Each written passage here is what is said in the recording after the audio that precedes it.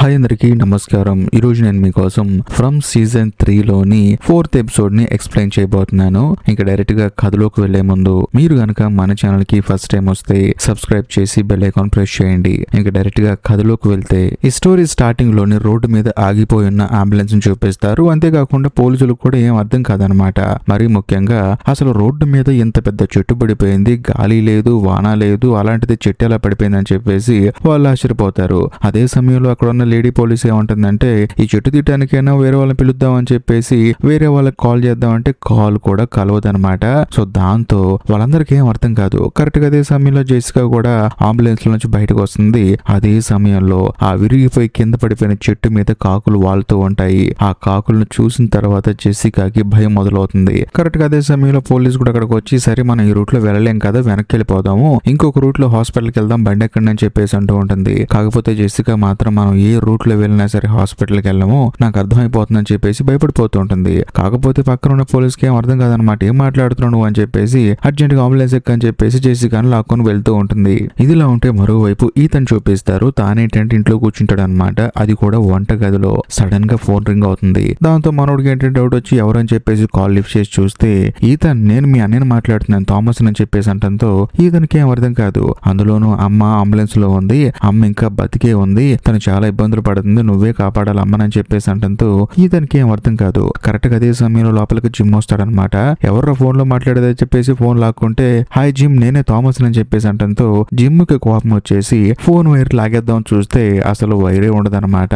ఏ wire connection లేకుండా ఆ phone మోగుతోంది. అందులోని జిమ్ తన కొడుకుతో ఏమంటాడంటే ఎవరు మాట్లాడారు, ఏం చెప్పారని చెప్పేసి అంటంతో ఎవరో థామస్ అంట, మా అన్నయ్య అంట, అందులో అమ్మ ఇంకా బతికే ఉందంట, అంబులెన్స్ లో ఉన్న అమ్మని నేనే కాపాడాలంట, తను చాలా ఇబ్బంది పడుతుందంట అని చెప్పేసి అంటంతో జిమ్ కి ఏం అర్థం కాదు. ఇదిలా ఉంటే మరోవైపు ఫాతిమాని చూపిస్తారు. తానేంటంటే డల్ గా ఉంటే అక్కడికి మెరీ వస్తుంది అనమాట. వచ్చిన తర్వాత తనకి చెక్ చేస్తూ ఉంటుంది. ఏంటి ప్రతిరోజు చెక్ చేయాలని చెప్పి అడిగితే అలా ఏం కాదు, నువ్వు నా పేషెంట్ కదా, జాగ్రత్తగా చూసుకుంటున్నానని చెప్పేసి అంటుంది. అంతేకాకుండా మేరీ ఏంటంటే క్రిస్టీ గురించి తలుచుకొని భయపడుతూ ఉంటుంది అనమాట. కాకపోతే ఫాతిమా ఏమంటుందంటే నువ్వేం కంగారు పడ మాకు, అక్కడ కొన్ని గుడిసెలు ఉన్నాయంట, వాళ్ళు అక్కడ నైట్ పడుకొని ప్రశాంతంగా పొద్దున్నే వచ్చేస్తారని చెప్పేసి అంటుంది. ఇదిలా ఉంటే మరోవైపు విక్టర్ ని చూపిస్తారు. విక్టర్ ఏంటంటే సారాకు చెప్తూ ఉంటాడు అనమాట. ఇంతకు ముందు తాను తన చెల్లెలు ఇక్కడ ఎంతో ఆనందంగా ఉండేవాళ్ళని, అందులోని పొద్దునంతా ఆడుకునేవాళ్ళని, సాయంత్రం పూట మాత్రం ఇంతకు ముందు రాళ్ళు లేవు కదా, మంత్రించిన రాళ్ళు, దానికి బదులుగా బేస్మెంట్ లోకి వెళ్ళి ఉండేవాళ్ళం అని చెప్పేసి అంటంతో సారా ఏముంటుందంటే మీరిద్దరే ఉండేవాళ్ళు అని చెప్పి అడిగితే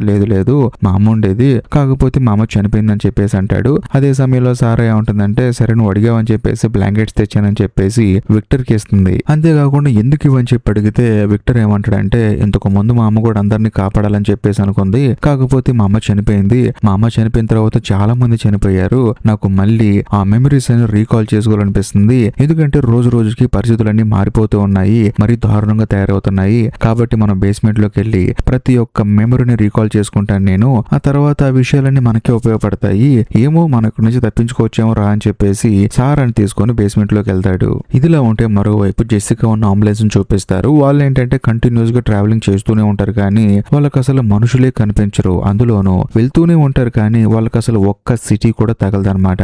దాంతో పోలీస్ కి కోపం వచ్చేసి ఏమైంది మీకు, ఎలా వెళ్తున్నారని చెప్పేసి అంటంతో డ్రైవర్ మాత్రం లేదు మేడం నేను కరెక్ట్ గానే వెళ్తున్నానని చెప్పేసి అంటాడు. అందులోనూ వీళ్ళు వెళ్లే దారిలో వీళ్ళకి ఫోన్లు కూడా సరిగా పనిచేయవు, జీపీఎస్ ట్రాకర్ కూడా సరిగా పనిచేయదు అనమాట. కరెక్ట్ గా అదే సమయంలో పక్కనే ఉన్న ఇంకో అంబులెన్స్ స్టాఫ్ ఏమంటాడంటే మేడం మనం రోడ్డు మీద వెళ్తున్నాం కాబట్టి సిటీలోకి రావట్లేదేమో, మనం అడవిలోంచి వెళ్ళిపోదాం, ఫాస్ట్ గా వెళ్ళిపోతాం అని చెప్పేసి అంటంతో జెసికా మాత్రం వద్దు అని చెప్పేసి అంటుంది. ఎందుకంటే చీకటి పడింది, దెయ్యాలు వస్తాయేమో అని చెప్పేసి భయం. అంతేకాకుండా మీరు ఇలాగే వెళ్తే ఖచ్చితంగా ఒక టౌన్ వస్తుంది, ఆ టౌన్ లో చాలా మంది జనం ఉంటారని చెప్పేసి అంటుంది. కట్ చేస్తే మరోవైపు మన కథలో హీరోని ఆ తర్వాత ర్యాండల్ ని చూపిస్తారు. వీళ్ళిద్దరు ఏంటంటే బస్సులో ఉంటారనమాట. అదే సమయంలో హీరో కూడా బయట చూస్తూ ఉంటాడు, వెతుకుతూ ఉంటాడు దెయ్యాలు వస్తేనే లేదా అని చెప్పేసి. దాంతో ర్యాండల్ కి డౌట్ వచ్చేసి ఏంటంటే మీరు దెయ్యాలను అబ్జర్వ్ చేస్తున్నారా లేదా దెయ్యం వస్తే పట్టుకుందాం అని చూస్తున్నారా, లెగ్స్ నుంచున్నారు రెడీగా అని చెప్పేసి అంటంతో అవును నిజంగానే పట్టుకుందాం అనుకుంటున్నాను, ఆ దెయ్యాన్ని బంధించి దాన్ని ఎంక్వైరీ చేసి మనం ఇక్కడ నుంచి తప్పించుకునే మార్గం చూద్దాం అనుకుంటున్నానని చెప్పేసి అంటంతో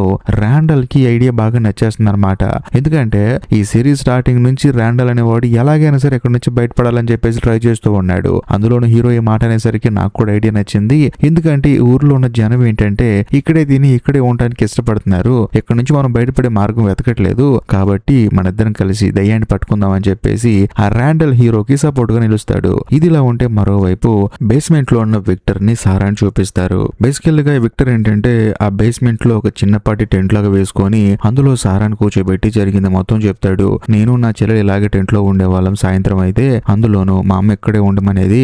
ఒక రోజు మా అమ్మ ఏంటంటే మీరు ఇక్కడే ఉండండి నేను వెళ్ళొస్తానని చెప్పేసి వెళ్ళింది. ఇంతవరకు తిరిగి రాలేదు. కాకపోతే ఉదయమైన వెంటనే నేను నా చెల్లెలు బయటికి వెళ్ళి చూస్తే అందరూ చనిపోయి ఉన్నారు. ఆ రోజు నాకు చాలా భయం వేసింది. కాకపోతే ఆ తెల్ల బట్టలు వేసుకున్న కుర్రాడు మాత్రం అక్కడ కనిపించాడు నాకు.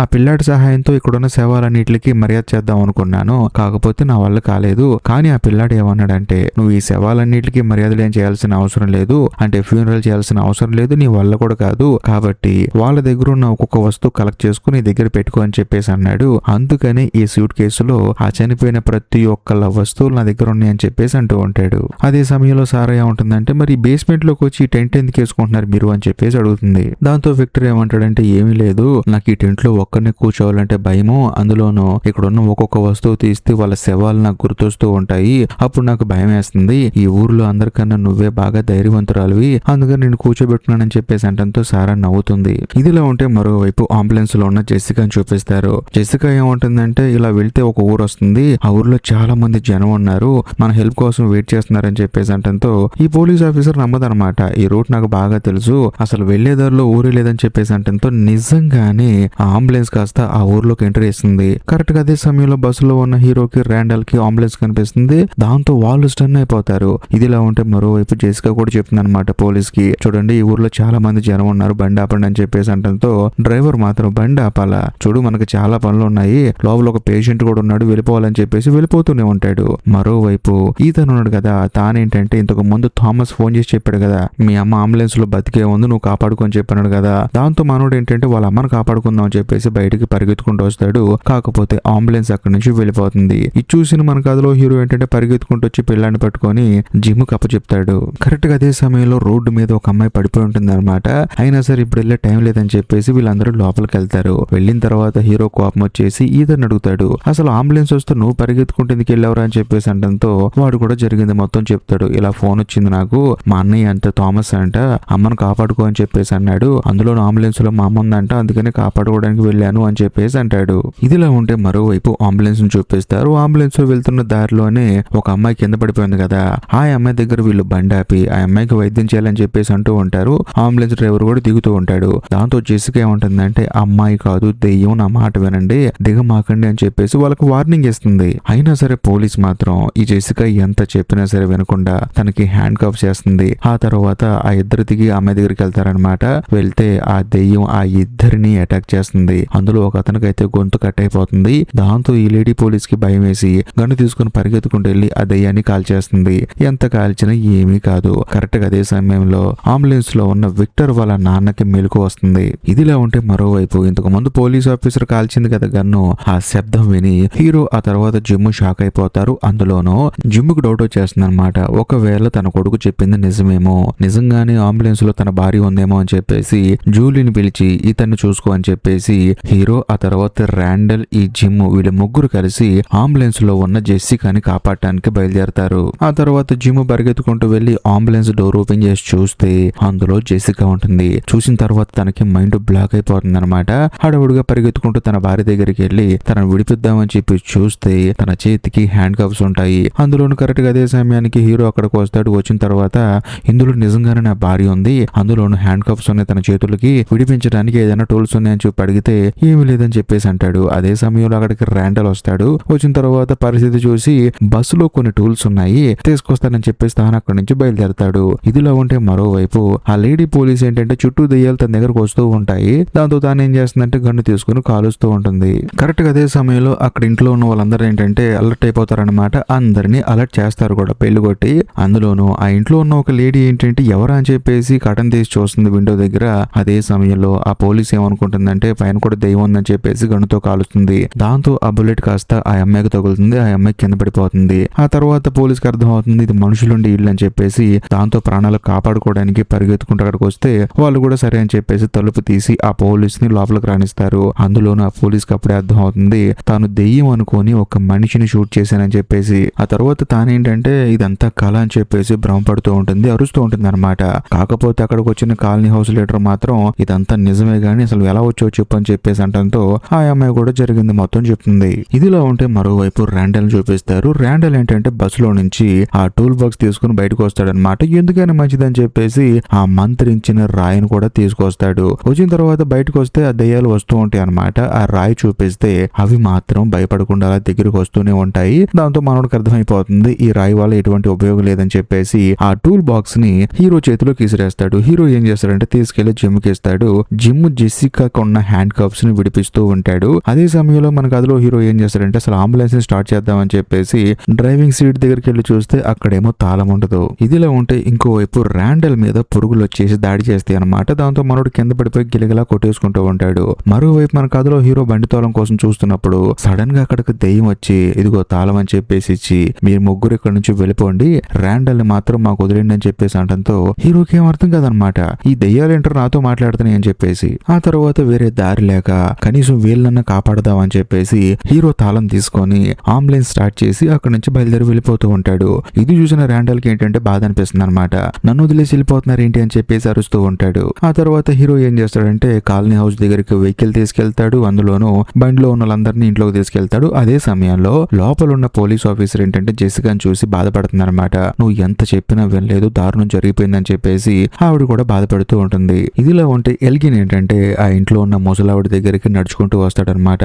వచ్చిన తర్వాత ముసలావిడ ఏమంటుందంటే ఏది ఏమైనా సరే దారుణం జరిగిపోయింది, పాపం అమ్మాయికి బ్లడ్ బాగా లాస్ అయిపోతుందని చెప్పేసి అంటంతో అప్పుడు ఎల్గిన్ ఏమంటాడంటే లేదు లేదు బుల్లెట్ తీసేశారు అమ్మాయికి, అంతా సెట్ అయిపోతుందని చెప్పేసి అంటాడు. అందులోనూ ముసలావిడ ఏంటంటే ఫాతిమా గురించి తలుచుకొని బాధపడుతూ ఉంటుంది అనమాట. తను టారో కార్డ్స్ ఇస్తే అసలు కాకి చనిపోవటం ఏంటి, మొత్తానికి ఏదో కీడు జరుగుతుంది, మనందరికి ఆపదని చెప్పేసి ఆవిడ బాధపడుతూ ఉంటుంది, భయపడుతూ ఉంటుంది. కరెక్ట్ గా అదే సమయంలో ఎల్గిన్ కి ఏంటంటే మళ్ళీ ఆ దెయ్యం కనిపిస్తుంది అనమాట. దాంతో ఎల్గిన్ కే డౌట్ వచ్చేసి కాదండి ఇప్పుడు నేను నిద్రపోదానని మెలకుగా ఉన్నానని చెప్పేసి అంటంతో మెలకుగానే ఉన్నావు అని చెప్పేసి అంటుంది. దాంతో అసలు మెలకుగా ఉంటే దెయ్యం కనిపించడం ఏంటని చెప్పేసి ఆ దెయ్యాన్ని ఫాలో చేసుకుంటూ వెళ్తే సడన్ గా ఎవరో ఒక అతను గుద్దుకుంటాడు. ఆ తర్వాత ఆ దెయ్యం మాయమైపోతుంది. ఇదిలా ఉంటే మరోవైపు గుడిసెలో ఉన్న జడ్డును చూపిస్తారు. తానేంటంటే క్రిస్టీకి ఆ తర్వాత కెన్నీకి జరిగింది మొత్తం చెప్తాడనమాట. తనకు డిఫరెంట్ గా కలలు రావటం, అందులోనూ ఏ రోజైతే తన గుహలోకి వెళ్ళొచ్చాడో మరి ముఖ్యంగా ఆ సింబల్ ని చూశాడో అప్పటి నుంచి తనకి రకరకాల దెయ్యాలు కనిపిస్తున్నాయని, మరి ముఖ్యంగా ఆ గుహలో ఒక సింబల్ చూశానని, ఆ సింబల్ కెన్నీ వాళ్ళ అమ్మగారు ఒక డైరీలో చూపించిందని చెప్పేసి జరిగింది మొత్తం చెప్తూ ఉంటాడు. అంతేకాకుండా కెన్నీ వాళ్ళ అమ్మ తనకి బుక్ కూడా ఇచ్చిందని చెప్పేసి ఆ బుక్ చూపిస్తే క్రిస్టీ కూడా ఆ బుక్ తీసుకొని చూస్తూ ఉంటుంది. కరెక్ట్ గా అదే సమయంలో బయట దెయ్యాలు సౌండ్ చేస్తూ ఉంటాయి. దాంతో వీళ్ళు అలర్ట్ అయిపోతారు. ఇదిలా ఉంటే మరోవైపు విక్టర్ ని చూపిస్తారు. విక్టర్ ఏంటంటే సూట్ కేసులో ఉన్న ఒక్కొక్క వస్తువు తీసి ఆ వస్తువు ఎవరిది, వాళ్ళు ఏం చేసేవాళ్ళు అని చెప్పేసి చెప్తూ ఉంటాడు. కాకపోతే అందరి వస్తువులు ఉన్నాయి కానీ క్రిస్టోఫర్ వస్తువు లేదని చెప్పేసి బాధపడుతూ ఉంటాడు. క్రిస్టోఫర్ ఏంటి ఎవరో కాదు, ఇంతకు ముందు సీజన్ లో జెడ్డికి ఒక ఫోటో కనిపించింది కదా, ఆ ఫోటోలో ఉన్న వ్యక్తి అనమాట. అందులోను ఆ ఫోటోలోనే విక్టర్ కూడా ఉంటాడు. సో చిన్నతనంలో ఉన్నప్పుడు ఫోటో అనమాట.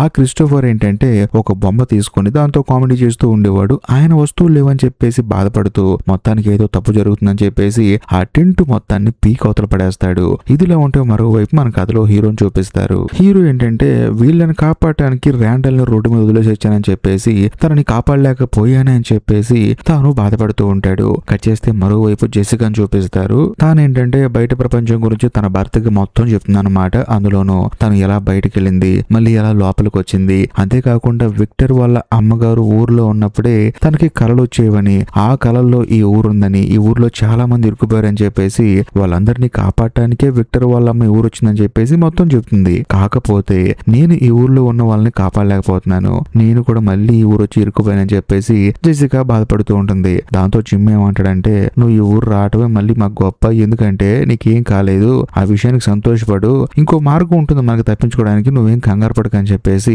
తన భార్యకి ధైర్యం చెప్తాడు. ఇదిలా ఉంటే మరోవైపు కాలనీ హౌస్ ని చూపిస్తారనమాట. పోలీస్ కాలవటం వల్ల బుల్లెట్ దిగబడింది కదా, ఆవిడకి ఏంటంటే ఒంట్లోంచి బుల్లెట్ తీసేస్తారు. కానీ సడన్ గా ఏమైందో తెలియదు కానీ ఆవిడకి ఏంటంటే పెయిన్ ఎక్కువైపోయి నోట్లోంచి రక్తం బయటకు వచ్చేసి ఆవిడ అక్కడే చనిపోతుంది. దాంతో అందరికి మైండ్ బ్లాక్ అయిపోతుంది అనమాట. హీరోకి అయితే కోపం వచ్చేసి కాల్చిన పోలీస్ ఆఫీసర్ ని తిట్టి నీ వల్ల ఒక ప్రాణం పోయిందని చెప్పేసి నువ్వు ఇక్కడి నుంచి వెళ్ళిపో అని చెప్పేసి అంటంతో అక్కడికి కాలనీ హౌస్ లీడర్ వస్తుంది. వచ్చిన తర్వాత ఆ అమ్మాయి ఏం కావాలని కాల్చలేదు కదా, మనం ఇక్కడికి వచ్చిన తర్వాత తెలుసుకోవడానికి టైం పట్టింది, ఆ అమ్మాయి కూడా టైం పట్టింది అంతే అని చెప్పేసి ఆ అమ్మాయి తప్పు లేదని చెప్పేసి ఆవిడ పక్కెళ్ళి బాధపడుతుంది. ఆ తర్వాత హీరో వెళ్తాడు. వెళ్ళిన తర్వాత హీరోతో బాధ చెప్పుకుంటుంది అనమాట. ఇలా ఎంతమంది చనిపోతారు, ఇలా చావులని మనం చూస్తూనే ఉండాలని చెప్పేసి బాధపడుతూ ఉంటుంది. ఇదిలా ఉంటే మరోవైపు విక్టర్ ఏంటంటే సారాకి చెప్తూ ఉంటాడు అనమాట. బేసికల్ గా క్రిస్టోఫర్ దగ్గర ఒక బొమ్మ ఉండేది. ఆ బొమ్మ పేరు జాస్పర్. మామూలుగా ఆయన ఏంటంటే ఆ బొమ్మతో కామెడీ చేసి అందరిని నవ్విస్తూ ఉండేవాడు. కానీ ఎప్పుడైతే ఆయన కంటికి దెయ్యాలు కనిపించడం మొదలయ్యాయో, అందులోని ఎప్పుడైతే ఆయనకి సింబల్స్ కనిపించాయో అప్పటి నుంచి ఆయన మారిపోయాడు. అంతేకాకుండా ఆయన ఆ జాస్పర్ అనే బొమ్మతో మాట్లాడుతూనే ఉండేవాడు. హైలైట్ ఏంటంటే ఆ బొమ్మ కూడా తనతో మాట్లాడేది. ఆ జాస్పర్ అనే బొమ్మకే అసలు ఈ ఊర్లో ఏం జరిగిందనేది మొత్తం తెలుసు అని చెప్పేసి అంటాడు.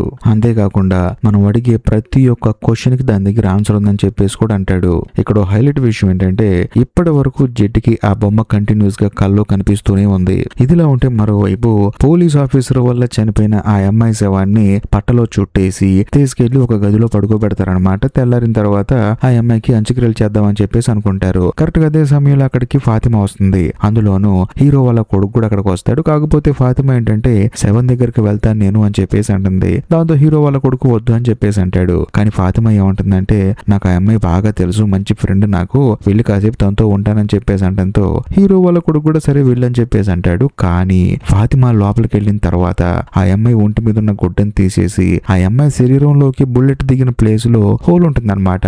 ఆ హోల్ లో చేయబెట్టి ఆ బ్లడ్ ని నాకుతూ ఉంటుంది. దాంతో చూస్తున్న మనకి ఏం అర్థం కాదనమాట. ఎందుకంటే ఇంతకు ముందు కుళ్ళిపోయిన కూరగాయలు తింది, ఇప్పుడు డైరెక్ట్ గా రక్తాన్ని నాకేస్తుంది. ఇదిలా ఉంటే మరోవైపు హీరో ఆ తర్వాత కాలనీ హౌస్ లీడర్ ఇద్దరు మందు అవుతూ ఉంటారనమాట. సడన్ గా బయట ఏదో సౌండ్ వస్తుంది. ఏంటని చూస్తే హీరో ఏదైతే అంబులెన్స్ తీసుకొచ్చి ఇంటి ముందు ఆపాడో ఆ అంబులెన్స్ మీద ర్యాండల్ ఉంటాడు. అంతేకాకుండా ర్యాండల్ ఇంకా బతికే ఉంటాడు. ఇంతటితో ఈ ఎపిసోడ్ అయిపోతుంది. ఈ వీడియో కనుక మీకు నచ్చినట్లయితే ఖచ్చితంగా లైక్ చేయండి, షేర్ చేయండి, అంతేకాకుండా కామెంట్ చేయండి. ఇంకా ముఖ్యంగా ఇప్పటికీ మీరు మన ఛానల్ ని సబ్స్క్రైబ్ చేసుకోకపోతే దయచేసి సబ్స్క్రైబ్ చేసి బెల్ ఐకాన్ ప్రెస్ చేయండి. బాయ్.